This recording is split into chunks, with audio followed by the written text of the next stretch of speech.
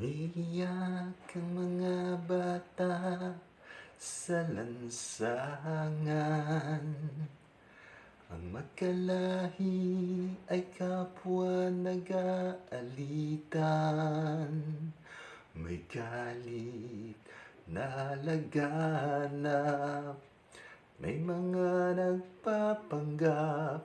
Sadyang ganyan lang ba ang buhay?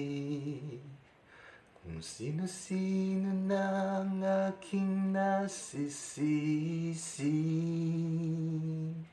sa lahat ng mga nangyayari.